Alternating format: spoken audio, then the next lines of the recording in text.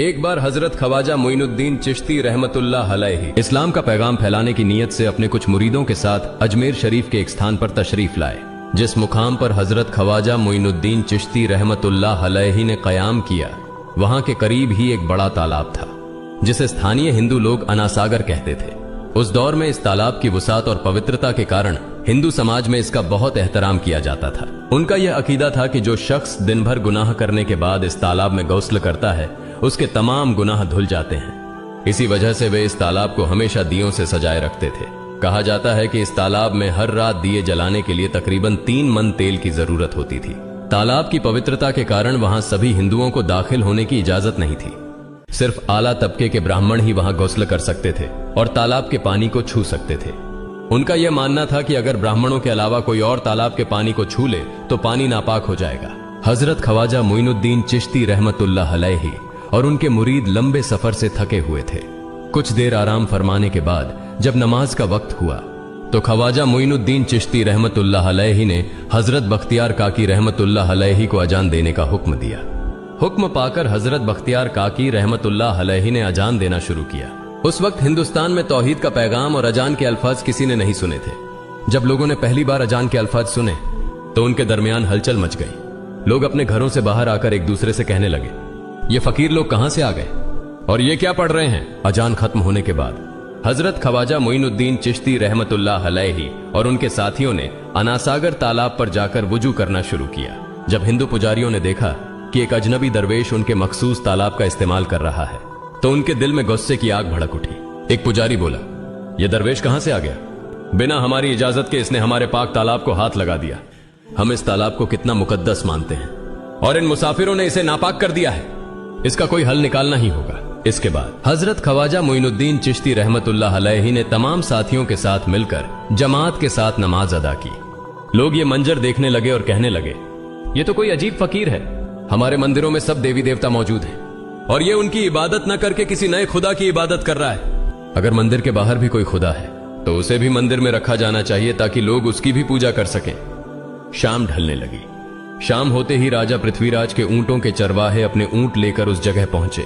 इत्तेफाक से हजरत ख्वाजा मोइनुद्दीन चिश्ती रहमतुल्लाह अलैहि उसी जगह पर तशरीफ फरमा थे जहां आमतौर पर राजा के ऊंट आराम किया करते थे। चरवाहों ने देखा कि एक दरवेश का काफिला उनके मुकाम पर आकर बैठा है। उन्होंने हजरत ख्वाजा मोइनुद्दीन चिश्ती रहमतुल्लाह अलैहि और उनके साथियों से कहा, अरे फकीर बाबा, आप कहां से तशरीफ लाए हैं और यहां आकर बैठ गए?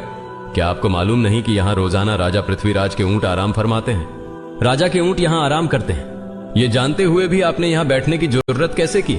हजरत ख्वाजा मोइनुद्दीन चिश्ती रहमतुल्लाह अलैहि ने उन चरवाहों को नरमी से जवाब दिया, बाबा, हम मुसाफिर हैं और अनजान हैं। हमें मालूम नहीं था कि इस मुकाम पर राजा के ऊंट आराम करते हैं। चूंकि हम पहले ही यहां रात गुजारने का इरादा कर चुके हैं, तुम अपने ऊंटों को आज किसी और जगह आराम देने ले जाओ। आसपास बहुत सी जगहें हैं। हजरत ख्वाजा मोइनुद्दीन चिश्ती रहमतुल्लाह अलैहि का जवाब सुनकर पृथ्वीराज के चरवाहे बोले, फकीर की हिम्मत तो देखो, कहता है कि राजा के ऊंटों को कहीं और ले जाएं और खुद यहां बैठे रहेंगे। फकीर बाबा, यह तो हरगिज मुमकिन नहीं है। राजा के ऊंट अपने ही मुकाम पर बैठेंगे। यह कहकर चरवाहों ने हजरत ख्वाजा मोइनुद्दीन चिश्ती रहमतुल्लाह अलैहि और उनके साथियों को वहां से उठाने के लिए दुर्व्यवहार करना शुरू कर दिया। हजरत ख्वाजा मोइनुद्दीन चिश्ती रहमतुल्लाह अलैहि बहुत ही सरल स्वभाव के थे। जब उन्होंने देखा कि चरवाहे दुर्व्यवहार कर रहे हैं तो उन्होंने बख्तियार काकी रहमतुल्लाह अलैहि से कहा, बख्तियार, हम यहां बैठकर क्या करेंगे? जब राजा के ऊंटों को यहीं बैठाना है तो रहने दो, ऊंट यहीं बैठे, हम यहां से जा रहे हैं। यह कहकर हजरत ख्वाजा मोइनुद्दीन चिश्ती रहमतुल्लाह अलैहि अपने साथियों के साथ वहां से चले गए। अगली सुबह जब ऊंटों को फिर से चरागाह में ले जाने का समय आया तो चरवाहे ऊंटों को उठाने की कोशिश करने लगे, लेकिन बार बार कोशिश के बावजूद वे ऊंटों को उठा नहीं सके, क्योंकि अल्लाह के वली हजरत ख्वाजा मोइनुद्दीन चिश्ती रहमतुल्लाह अलैहि ने कहा था कि ऊंट यहीं बैठेंगे। अल्लाह रब्बुल आलमीन ने उनकी यह दुआ कबूल कर ली थी और ऊंटों को आदेश दिया था कि जब तक मोइनुद्दीन चिश्ती खुद नहीं कहेंगे तब तक वे यहीं बैठे रहेंगे। इसके बाद चरवाहे ऊंटों के न उठने का कारण जानने लगे। उनमें से एक नेक चरवाहा था जिसने कहा, क्या तुम्हें याद है कि हमने कल यहां से एक दरवेश को उठाया था? जाते जाते उन्होंने कहा था कि हम जा रहे हैं, राजा के ऊंट यहीं बैठेंगे। मुझे लगता है कि उनके कहे शब्दों के कारण ही राजा के ऊंट उठ नहीं पा रहे हैं। शायद वह कोई बड़े वली हैं या अल्लाह का कोई अवतार है। इस बात को महामहिम राजा के समक्ष रखते हैं। इसके बाद चरवाहे पृथ्वीराज के पास पहुंचे और हाथ जोड़कर निवेदन किया, महाराज, हमने बहुत कोशिश की, लेकिन आपके ऊंटों को उनके स्थान से नहीं उठा सके और उन्हें चरागाह में घास चराने नहीं ले जा पा रहे हैं। राजा पृथ्वीराज ने आश्चर्य से पूछा, क्या ऊंटों को कोई बीमारी है जिस कारण वे उठ नहीं पा रहे? चरवाहों ने कहा, महाराज, ऊंट पूरी तरह स्वस्थ हैं, उन्हें कोई बीमारी नहीं है। पृथ्वीराज ने कहा, तो फिर वे अपनी जगह से क्यों नहीं उठ रहे? चरवाहों ने कहा, महाराज, कल उस स्थान पर एक दरवेश बैठे थे, हमने उनके और उनके साथियों के साथ काफी दुर्व्यवहार किया और उन्हें वहां से उठा दिया था। जाते जाते उन्होंने कहा था, राजा के ऊंट यहाँ बैठेंगे और उठेंगे नहीं। हमें लगता है कि दरवेश की बद्दुआ के कारण ही ऊंट अपनी जगह से नहीं उठ पा रहे हैं। तब पृथ्वीराज ने हुक्म दिया, अच्छा, जाओ और उस दरवेश को मेरे पास ले आओ। जब हजरत ख्वाजा मोइनुद्दीन चिश्ती रहमतुल्लाह अलैहि पृथ्वीराज के दरबार में पहुंचे तो पृथ्वीराज ने उनसे पूछा, ऐ दरवेश, आपने मेरे ऊंटों को क्यों पंगु बना दिया है? मेरे ऊंट भूखे मर रहे हैं, कृपया अपना जादू उनसे हटा लें। अगर जादू नहीं हटाया तो मेरे ऊंट भूखे मर जाएंगे।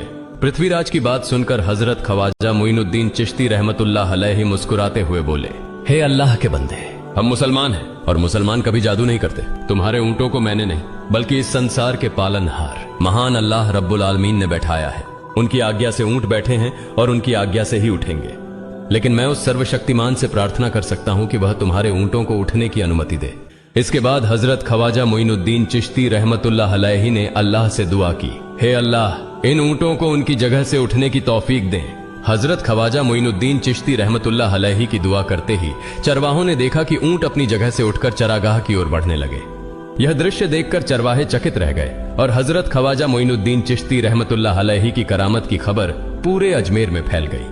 जैसे जैसे हिंदुओं के बीच हजरत ख्वाजा मोइनुद्दीन चिश्ती रहमतुल्लाह अलैहि की करामत की बातें फैलने लगीं और इस्लाम की महानता उनके सामने प्रकट होने लगी, मंदिर के पुजारी भयभीत हो गए। वे सोचने लगे, अगर यही चलता रहा तो सभी हिंदू मुसलमान बन जाएंगे। तब वे पृथ्वीराज के पास पहुंचे और निवेदन किया, महाराज, ये दरवेश हमारे राज्य में अशांति फैला रहे हैं। यदि आपने अभी इनका कोई उचित समाधान नहीं निकाला तो ये दरवेश सभी हिंदुओं को मुसलमान बना देंगे और तब हमारे देवताओं की पूजा करने वाला कोई नहीं बचेगा। आप इन्हें यहां से भगा दें, नहीं तो ये हमें यहां से बाहर निकाल देंगे।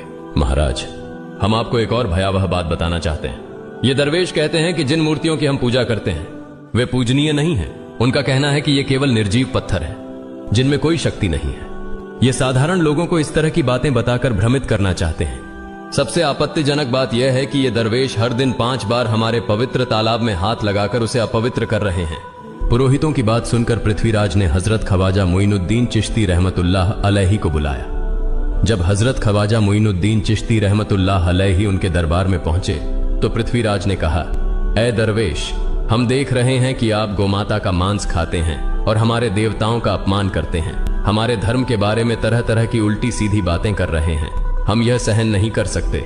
हम यह भी देख रहे हैं कि आप हमारे पवित्र तालाब को अपने अपवित्र हाथों से खराब कर रहे हैं। आप तुरंत हमारे देश से चले जाएं।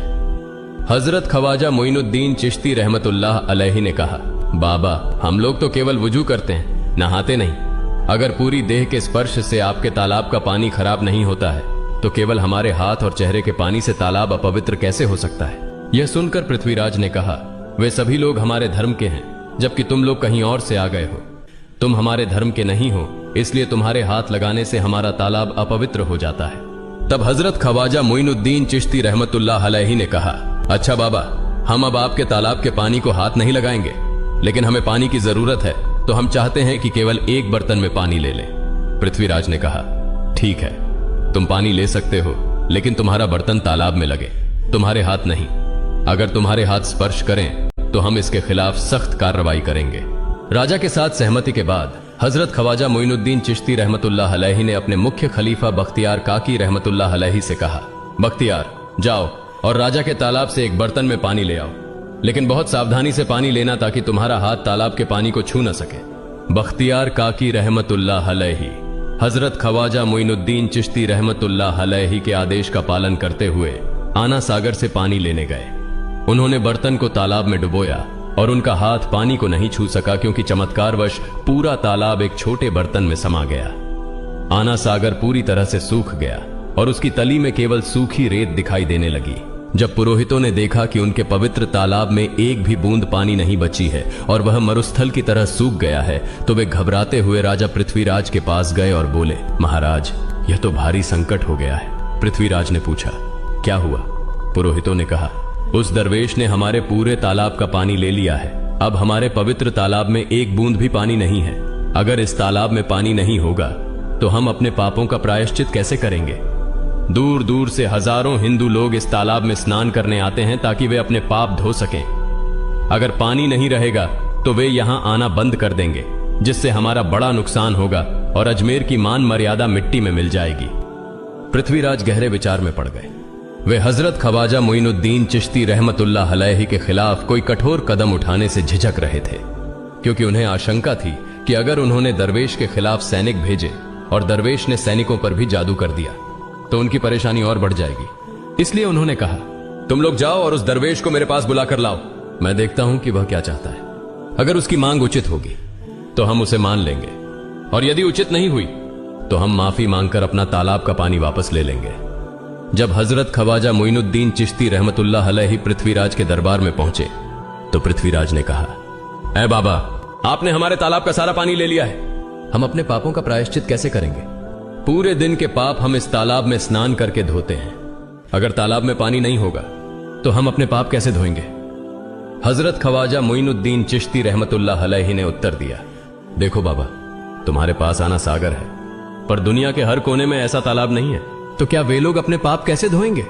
पापों को धोने की ताकत इस तालाब के पानी में नहीं है। पापों को माफ करने वाला केवल अल्लाह है, जिसने आकाश, धरती और पूरी सृष्टि बनाई है। उसकी इजाजत के बिना एक पत्ता भी नहीं हिलता। इसलिए मैं तुम्हें इस भ्रम को छोड़कर सही राह पर आने की दावत देता हूं। वहां मौजूद हजारों हिंदू हजरत ख्वाजा मोइनुद्दीन चिश्ती रहमतुल्लाह अलैहि की बातें मंत्रमुग्ध होकर सुन रहे थे। इसके बाद उन्होंने कहा, जाओ बख्तियार, जिस बर्तन में तुमने तालाब का पानी लिया था उसे वापस तालाब में डालाओ। बख्तियार काकी रहमतुल्लाह अलैहि हजरत ख्वाजा मोइनुद्दीन चिश्ती रहमतुल्लाह अलैहि के हुक्म से आना सागर में बर्तन का पानी डालने गए। जैसे ही बर्तन का पानी तालाब में डाला, आना सागर फिर से पानी से लबालब भर गया। इस चमत्कार को देखकर वहां मौजूद कई हिंदुओं ने कलमा पढ़कर इस्लाम कबूल कर लिया। यह देखकर हिंदू पुरोहितों और पंडितों की चिंता बढ़ गई। वे पृथ्वीराज के पास गए और बोले, महाराज, यदि अब कोई उपाय नहीं किया गया तो सारे हिंदू मुसलमान हो जाएंगे। पृथ्वीराज ने कहा, मुझे सलाह दो, इस दरवेश का मुकाबला कैसे किया जा सकता है? पुरोहितों ने कहा, यह दरवेश एक बड़ा जादूगर है, इसलिए इसका मुकाबला भी जादू से करना होगा। हमारे बीच एक बड़े पुरोहित और जादूगर रामदेव हैं, उन्हें इसके मुकाबले में भेजें। अगर वह जादू से इसे हरा सके तो हम अपने हिंदू धर्म का गौरव फिर से प्राप्त कर सकेंगे। पृथ्वीराज ने रामदेव को बुलाकर कहा, रामदेव, मैं तुम्हें इस दरवेश को जादू से हराने की जिम्मेदारी दे रहा हूं। अगर तुम उसे हरा सके तो हम अपने धर्म का गौरव फिर से पा सकेंगे। रामदेव ने पृथ्वीराज को आश्वस्त करते हुए कहा, महाराज, आप चिंता न करें, इस दरवेश को हराना मेरे लिए बहुत आसान है। मैं आपके समक्ष हमारे धर्म का गौरव वापस लाकर रहूंगा। इसके बाद रामदेव अपने साथियों के साथ हजरत ख्वाजा मोइनुद्दीन चिश्ती रहमतुल्लाह अलैहि के सामने मुकाबले के लिए पहुंचा। उसने कहा, मोइनुद्दीन, अगर तुम में ताकत है तो मुझसे जादू का मुकाबला करो। मैंने तुम जैसे बहुत से जादूगरों को हराया है। तुम्हें हराना तो मेरे लिए साधारण बात है। हजरत ख्वाजा मोइनुद्दीन चिश्ती रहमतुल्लाह अलैहि ने उसकी बातों का कोई जवाब नहीं दिया। रामदेव ने देखा कि हजरत ख्वाजा मोइनुद्दीन चुप हैं, तो उसने गाली गलौज करना शुरू कर दिया। जब रामदेव अपनी हदें पार कर गया तो हजरत ख्वाजा मोइनुद्दीन ने उसकी आंखों में देखते हुए कहा, रामदेव, तू चिल्ला रहा है, लेकिन मैं तेरे माथे पर ईमान की रोशनी देख रहा हूं। हजरत ख्वाजा मोइनुद्दीन चिश्ती रहमतुल्लाह अलैहि की यह बात सुनते ही रामदेव कांपने लगा, और उसी क्षण अल्लाह रब्बुल आलमीन ने उसके दिल में ईमान की रोशनी डाल दी। रामदेव हजरत ख्वाजा मोइनुद्दीन चिश्ती के चरणों में गिर पड़ा और बोला, हे अल्लाह के वली, मैंने आपके साथ बहुत बेअदबी की है, मुझे माफ करें और मुझे कलमा पढ़ाकर इस्लाम की राह दिखाएं। हजरत ख्वाजा मोइनुद्दीन चिश्ती रहमतुल्लाह अलैहि ने रामदेव को कलमा पढ़ाया और उनका नाम रखा मोहम्मद सादिक। इतिहास बताता है कि बाद में रामदेव मोहम्मद सादिक के रूप में एक बड़े अल्लाह के वली बन गए। प्रिय पाठकों, सोचें, जो रामदेव हजरत ख्वाजा मोइनुद्दीन चिश्ती को पराजित करने आए थे, वही अब उनके हाथ में हाथ देकर इस्लाम की शांति की छांव में आ गए। यह अल्लाह रब्बुल आलमीन का चमत्कार और शक्ति है, जो जिसे चाहे हिदायत दे सकता है। आमीन।